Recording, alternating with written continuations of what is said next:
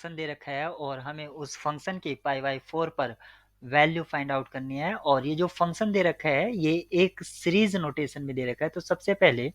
हम इसको summation format को एक्सपेंड कर देते हैं। तो हम इसको लिख सकते हैं f(x) equals to -1 raise to the power 0 x और x minus 1 raise to the power 0 plus -1 raise to the power 1 x minus 1 plus -1 raise to the power 2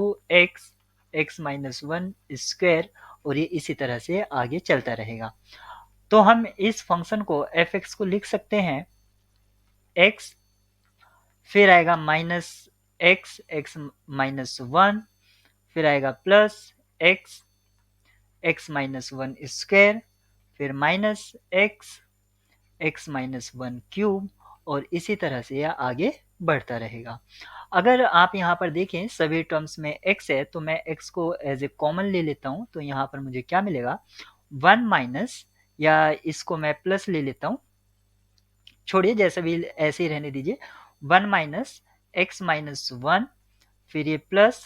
x minus 1 square, फिर माइनस x माइनस 1 क्यूब और इसी तरह ये आगे बढ़ता रहेगा।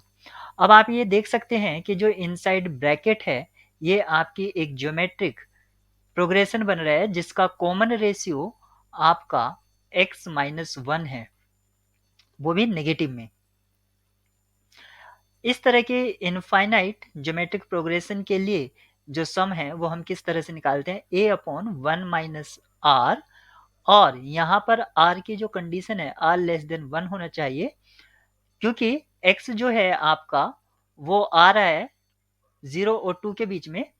तो x माइनस 1 आप यहाँ पर देख सकते हैं, अगर मैं माइनस 1 सब्ट्रैक्ट करता हूँ तो ये क्या होगा x माइनस 1 लेस देन 1। तो yes, x minus 1 less than 1 है, ये ट्रू है। तो मैं इसमें यूज कर सकता हूँ, तो ये हो जाएगा x आउटसाइड, a का वैल्यू 1 क्योंकि ज्योमेट्रिक सीरीज का कॉमन रेशियो नेगेटिव में है तो ये प्लस हो जाएगा x माइनस 1 और 1 माइनस 1 कैंसिल आउट हो जाएंगे।